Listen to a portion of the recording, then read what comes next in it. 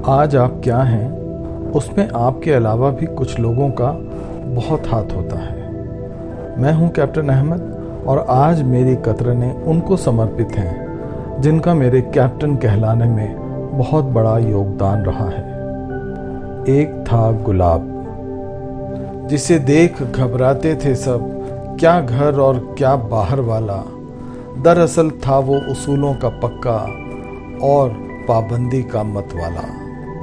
वो लंबा चौड़ा कद्दावर नूरानी चेहरे वाला, दिखता था मजबूत मगर दिल था मोम सा झट से पिघलने वाला। ऐसा ही था वो शख्स गुलाब सिंह के नाम से, जिसे सब जानते थे।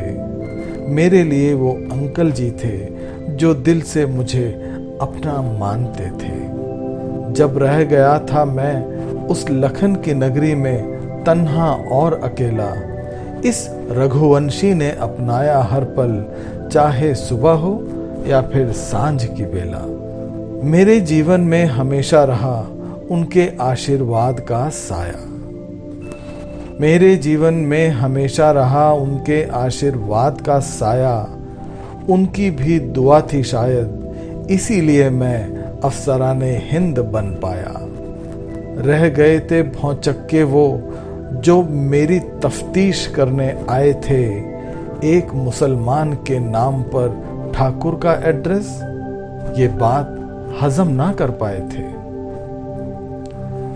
कर गया नमन वो उनको उस दिन, कह के आप विरले और न्यारे हैं। कर गए नमन वो उनको उस दिन, कह के आप विरले और न्यारे हैं। कलयुग में देखो कैसे ये सतयुग के लोग पधारे हैं। मेरे आने पर जश्न हुआ, मुझको हृदय से उन्होंने लगाया। छाती तान के शान से बोले, मेरे घर में एक अफसर है आया। वो खुशी वो प्रसन्नता बिल्कुल दिल से निकली थी। रत्ती भर भी कोई मिलावट उन आंसुओं में शामिल न थी।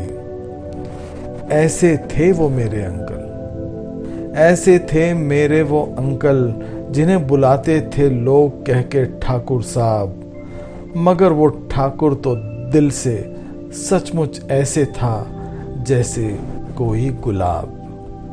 कहते थे जगत ये मिथ्या है, कहते थे जगत ये मिथ्या है, किस बात का कोई क्यों घमंड करे।